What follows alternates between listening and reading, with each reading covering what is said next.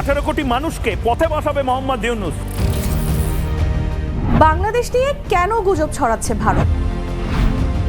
ময়ূখ রঞ্জন ঘোষের উদ্ভট তথ্য ছড়ানোর পেছনের উদ্দেশ্যই বাকি। ভারতীয় গণমাধ্যমের অপপ্রচারকে কেন তথ্যযুদ্ধ বলছে ফ্যাক্ট চেকাররা?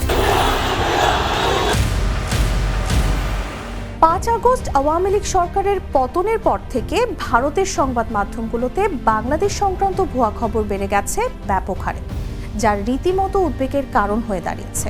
এইসব অপপ্রচারের পেছনে ভারতের মূল এজেন্ডা কি? দর্শক, জাগো বিশ্লেষণে আজকে খুঁজবো এই সব প্রশ্নের উত্তর। সঙ্গে আছি আমি তাসলিমা তিথি। একটি আন্দোলন, স্বৈরাচারী শাসকের পতন, নতুন দেশের স্বপ্ন। 15 বছর পর লাল সবুজ দেশ যেন নতুন করে মাথা উঁচু করে দাঁড়ানোর চেষ্টা করছে। এরই মধ্যে জুলাই আন্দোলনে শেখ হাসিনা সরকারের পতনের পর থেকে পার্শ্ববর্তী দেশ ভারতের সঙ্গে শুরু হয় সম্পর্কের টানাপোড়েন। বাংলাদেশ নিয়ে একের পর এক ভুয়া সংবাদ প্রচার হতে থাকে ভারতীয় গণমাধ্যমে। 18 কোটি মানুষকে পথে বসাবে মোহাম্মদ ইউনূস। ভারতীয় গণমাধ্যম রিপাবলিকান বাংলার সাংবাদিক ময়ূখ রঞ্জন ঘোষ আদা জল খেয়ে নামেন বাংলাদেশের পেছনে। সরকার পতনের পর থেকে বাংলাদেশ নিয়ে নির্জলা মিথ্যাচার এবং প্রোপাগান্ডা ছড়ানোর চেষ্টা করতে থাকেন তিনি। আমি আবারও বলছি, গোটা পৃথিবীর যারা সনাতনীরা রয়েছেন তারা গর্জে উঠুন। উদ্ভট অঙ্গভঙ্গি করে সংবাদ উপস্থাপনের জন্য তাকে অনেকে মলম বিক্রেতা বলেও আখ্যা দিয়েছেন। তবে তার এই মলম বিক্রি সাংবাদিকতার মূল এজেন্ডা যেন বাংলাদেশকে ধ্বংস করা। এমনকি বাংলাদেশ থাকবে না বলেও মন্তব্য করেন ময়ূখ রঞ্জন ঘোষ। বাংলাদেশ থাকবে না বাংলাদেশ। শুধু ময়ূখ রঞ্জন ঘোষ নয়, ভারতীয় অনেক গণমাধ্যমই এখন ব্যস্ত বাংলাদেশ নিয়ে ভুল তথ্য ছড়াতে। দেশটির মূলধারার বিভিন্ন সংবাদ মাধ্যম ভুল খবর প্রকাশ করছে কোনো রকম যাচাই বাছাই ছাড়াই। ভুয়া খবর প্রকাশের তালিকায় আছে Hindustan Times, India today, Times of ইন্ডিয়ার মতো প্রথম সারির সংবাদ মাধ্যমও। গত 30 নভেম্বর ভারতের আগরতলা থেকে ঢাকাগামী শ্যামলী পরিবহনের একটি যাত্রীবাহী বাস ব্রাহ্মণবাড়িয়ার সড়ক দুর্ঘটনার কবলে পড়ার ঘটনাকে হামলা উল্লেখ করে ভারতীয় গণমাধ্যমে অপপ্রচার করা হয়েছে বলে জানায় পুলিশ। ইমার্জেন্সি ব্রেক কষতে গিয়ে সড়কের পাশে থাকা একটি ডেলিভারি ভ্যানকে চাপা দেয় বাসটি। তবে এতে বাসের কেউ আহত হয়নি। দেশটির বিভিন্ন গণমাধ্যমেও দুর্ঘটনাকে হামলা উল্লেখ করে সংবাদ প্রচার করা হয়। এর আগে গণহত্যা, দুর্নীতি ও কোটি কোটি ডলার পাচারের অভিযোগে আওয়ামী লীগের কয়েকজন নেতাকর্মীকে গ্রেফতার করা হলে ইন্ডিয়া টুডের প্রতিবেদনে বলা হয় বাংলাদেশের ডোনাল্ড ট্রাম্পের সমর্থকদের গ্রেফতার করা হয়েছে। যদিও তাৎক্ষণিকভাবে প্রধান উপদেষ্টার প্রেস উইং থেকে এই প্রতিবেদনের মিথ্যা তথ্য খণ্ডন করা হয়। বাংলাদেশে বন্ধ করা হলো সমস্ত ভারতীয় স্যাটেলাইট চ্যানেল। এছাড়া ভারতীয় গণমাধ্যম রিপাবলিক বাংলা সহ সামাজিক যোগাযোগ মাধ্যমে বিভিন্ন আইডি থেকে ছড়ানো হয় বাংলাদেশে ভারতীয় টিভি চ্যানেলগুলোর সম্প্রচার বন্ধ করে দেওয়া হয়েছে। কিন্তু ফ্যাক্ট চেকিং সংস্থার রিউমার স্ক্যানার জানায় বাংলাদেশে ভারতীয় স্যাটেলাইট চ্যানেলগুলোর সম্প্রচার বন্ধ করা হয়নি, বরং কোনো তথ্য প্রমাণ ছাড়াই আলোচিত দাবিটি প্রচার করা হচ্ছে।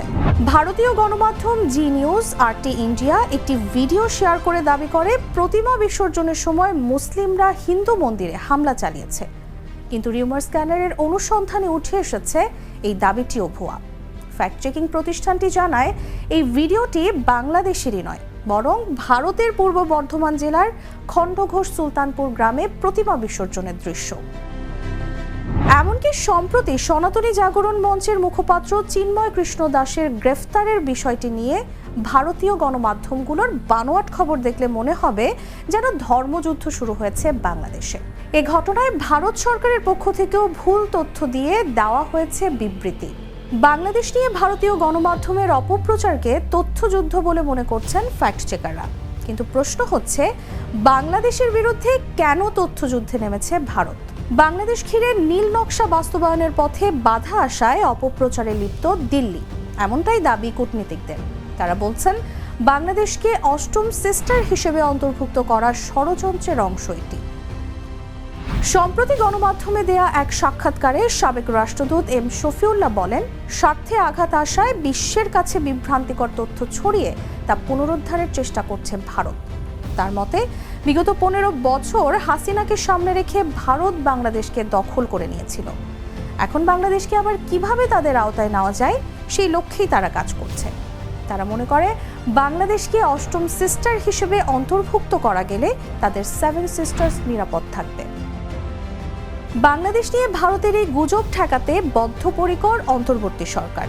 প্রধান উপদেষ্টা ডক্টর মোহাম্মদ ইউনূস ভারতের গণমাধ্যমকে বাংলাদেশে এসে পরিস্থিতি দেখার আহ্বান জানালেও কর্ণপাত করেনি দেশটি। তবে ভারতের পররাষ্ট্র সচিবের বাংলাদেশ সফরের পর কিছুটা আশাবাদী হলেও পরিস্থিতি খুব বেশি স্বাভাবিক নয়। এখনো বিভ্রান্তিকর তথ্য ছড়াচ্ছে দেশটির গণমাধ্যম। দেশের এই সংকটকালীন সময়ে তথ্যযুদ্ধের লড়াই কতটুকু সামলে উঠতে পারবে বাংলাদেশ, এই প্রশ্নেই বাড়ছে আতঙ্ক আর উদ্বেগ। কি boss, vital match, tough opponent, tension? Come on bro, অপোনেন্টকে নিয়ে ভাবার সময় আছে। আসল অলরাউন্ডারের কাজই তো হলো যে কোনো টাফ সিচুয়েশনে টিমকে অলরাউন্ড প্রোটেকশন দেওয়া। জাস্ট লাইক মাই টাইলক্স, যার অ্যান্টিব্যাকটেরিয়াল এজেন্ট টয়লেটের কোনায় কোনায় পৌঁছে 99% জীবাণু ধ্বংস করে, টয়লেটের কঠিন দাগ ও দুর্গন্ধ দূর করে টয়লেটকে রাখে ক্লিন আর সুবাসিত। টাইলক্স টয়লেট ক্লিনার, ক্লিন মানেই টাইলক্স।